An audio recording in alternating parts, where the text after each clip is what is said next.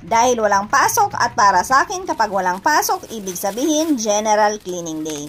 Saktong-sakto dumating itong Lidsto electric cleaning brush. Kaya naisip ko lababo muna ang lilinisan ko. Kompleto na ito, may sponge, may cleaning cloth, may hook and loop head, may stiff bristle brush, may Type-C charging cord at ang pinaka-unit.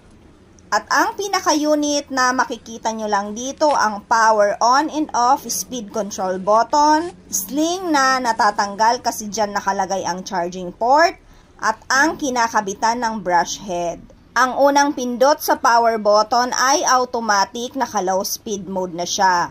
Ang pangalawang pindot ay high speed at kapag pinindot nyo pa ng isa, mag-o-off na ang machine. Red ang color ng indicator kapag naka-charge at green naman kapag naka-full charge. Hindi nga pala nag-o-on ang machine kapag naka-charge. At ganito ang pinaka-itsura ng Lidsto electric cleaning brush.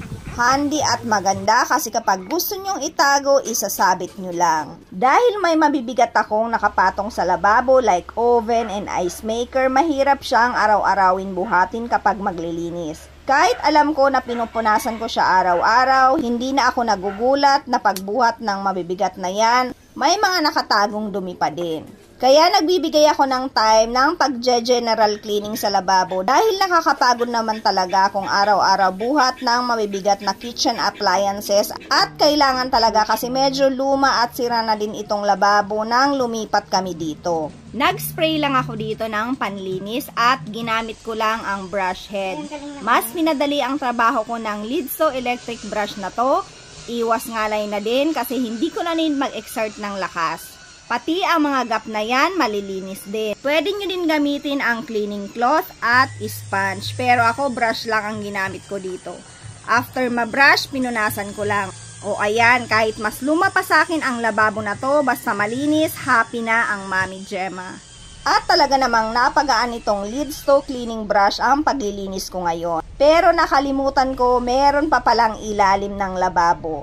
Buti na lang may Lidsto vacuum cleaner ako na magagamit sa ilalim ng lababo kasi magandang sumipsip yun ng alikabok.